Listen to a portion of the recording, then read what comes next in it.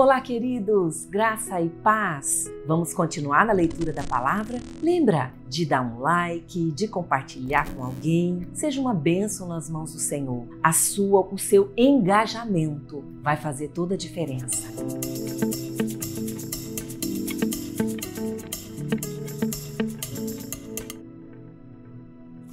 O Salmo 114 narra a saída do povo de Israel do cativeiro, tornando-se então a nação eleita por conta das promessas do Senhor que se cumpriram na vida da nação. Logo no verso 1, a palavra vai estar dizendo assim: Quando Israel saiu do Egito e a casa de Jacó saiu do meio de um povo de língua estrangeira, Judá tornou-se o santuário de Deus, Israel o seu domínio. O salmista vai descrevendo então de forma poética a abertura do Mar Vermelho, do Jordão, para o povo atravessar. Quando a gente chega aqui, ele vai dizer: o mar olhou e fugiu, o Jordão retrocedeu, para mostrar a grandeza de Deus, para mostrar que todos os reinos obedecem à voz do Senhor. Versículo 7, ele vai estar dizendo: estremeça na presença do soberano, ó terra, na presença do Deus de Jacó. Ele fez da rocha um açude e do rochedo uma fonte. Ele vai reconhecer a grandeza do Senhor. Vamos lá para Isaías, no capítulo 17. Capítulo 17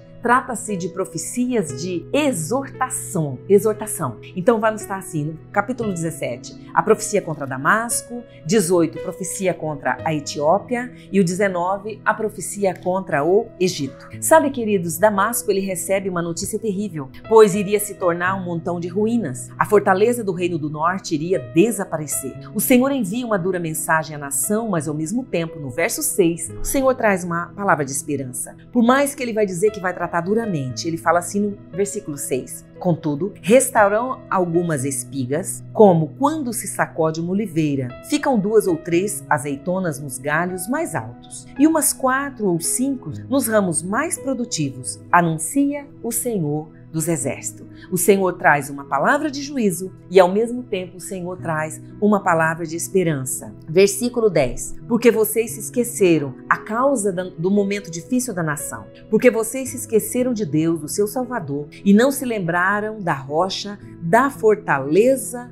de vocês. O salmista está dizendo qual foi a queixa, qual foi a causa. Sabe o que diz Jeremias no capítulo 2, verso 13? Fala assim: o meu povo cometeu 2 crimes. Abandonaram a mim, a fonte de água viva, e cavaram as suas próprias cisternas rachadas que não retêm água. Mesmo diante de uma palavra de repreensão, o Senhor é misericordioso, dá esperança, promete que vai haver um remanescente. Verso 13, ele vai estar falando da arrogância das nações, né? Que embora os povos rujam como ondas encapeladas, quando ele os repreender, fugirão para longe, carregadas pelo vento. Aqui no versículo 18 ele já começa também trazendo uma advertência: ai da terra do zumbido de insetos ao longo dos rios da Etiópia, que manda emissários pelo mar em barcos de papiro sobre as águas. Vão ágeis, um povo alto, pele macia, a um povo temido pelos que estão perto, pelos que estão longe, nação agressiva e de fala estranha, cuja terra é dividida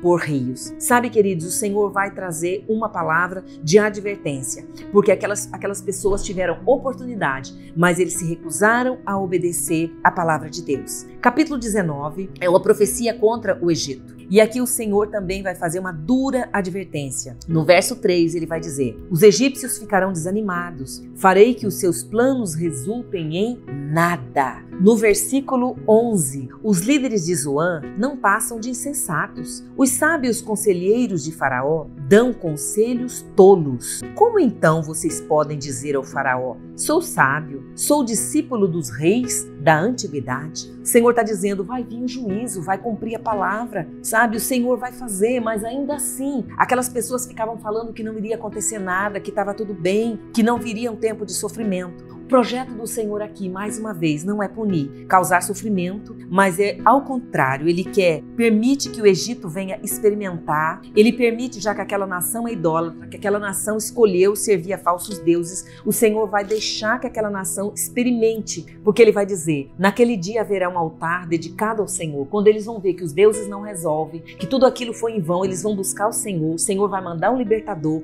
e o Senhor vai dizer: naquele dia haverá um altar de dedicação ao Senhor, no centro do Egito, e em sua fronteira um monumento ao Senhor, será um sinal, um testemunho para o Senhor dos Exércitos na terra do Egito. Eles vão clamar ao Senhor por causa dos opressores e o Senhor vai enviar um Salvador e o Senhor vai libertar. Sabe, queridos, o Senhor sempre quer salvar. As mãos do Senhor estão estendidas. E aqui o versículo 23, a parte B, vai dizer: a Assíria e os egípcios, os assírios cultuarão junto. Naquele dia, Israel será um mediador entre o Egito e a Síria, uma bênção na terra. O Senhor dos Exércitos os abençoará, dizendo: benditos sejam o Egito, meu povo, e a Assíria, obra das minhas mãos, e Israel, a minha herança. Vamos então para 1 Tessalonicenses, no capítulo 4. E aqui fala de uma situação que o apóstolo Paulo estava passando,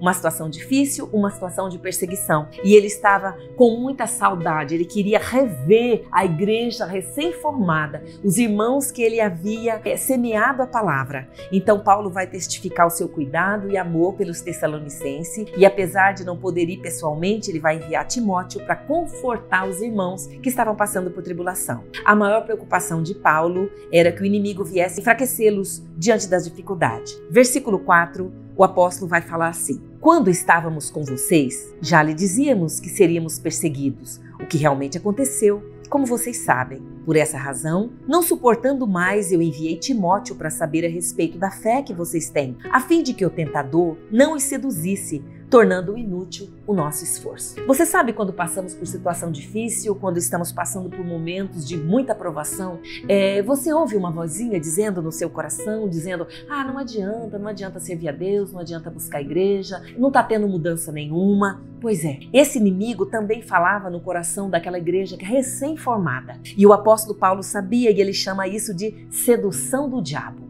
Então ele queria saber como estava a igreja e Timóteo vai até lá. E sabe o que acontece? Ele vai dizer assim: agora, porém, Timóteo acaba de chegar da parte de vocês, trazendo boas notícias a respeito da fé e do amor que vocês têm. Ele nos falou que vocês sempre guardam boas recordações de nós, desejando nos ver, assim como nós queremos vê-lo. Por isso, irmãos, em toda a nossa necessidade e tribulação, ficamos animados quando soubemos da sua fé. O apóstolo Paulo está falando: a minha maior alegria não é uma situação, sair de uma situação difícil. A minha maior alegria não são bens, não são coisas. A minha maior alegria é saber que a semente da eternidade, a semente do evangelho, está plantada e sendo firmada no coração de vocês, mesmo no meio da tribulação, no meio das lutas. Sabe o que isso me lembra, queridos? Que o Espírito do Senhor, você agrada ao coração de Deus quando no meio de um conflito, quando no meio da dor. Existe um grande avivalista, eu não me recordo o nome dele agora, que quando alguém chegava e dizia para ele uma má notícia, uma notícia de perseguição, uma notícia de sofrimento,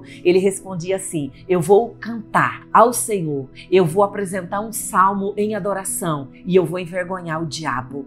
Queridos, que o Espírito do Senhor nos dê graça e sabedoria, que o nosso coração venha estar plantado em verdades eternas, aonde o Senhor vai fazer uma obra tremenda. O apóstolo Paulo se preocupava com a igreja, mas mais do que preocupar, aqui no verso 10 ele diz: dia e noite insistimos em orar para que possamos vê-lo pessoalmente e suprir o que falta à sua fé. E agora ele vem dizer o conteúdo da oração: que o próprio Deus nosso Pai, o nosso Senhor Jesus, preparem o nosso caminho até vocês. Que o Senhor faça crescer e transbordar o amor que vocês têm uns com os outros para com todos, a exemplo do nosso amor por vocês. Que Ele fortaleça o coração de vocês para serem irrepreensíveis em santidade diante do nosso Deus e Pai, na vinda do nosso Senhor Jesus com todos os santos. Que o Senhor te abençoe e te guarde. Que a graça e a paz do Senhor, a unidade do Espírito esteja sobre a sua vida. Seja um instrumento nas mãos do Senhor.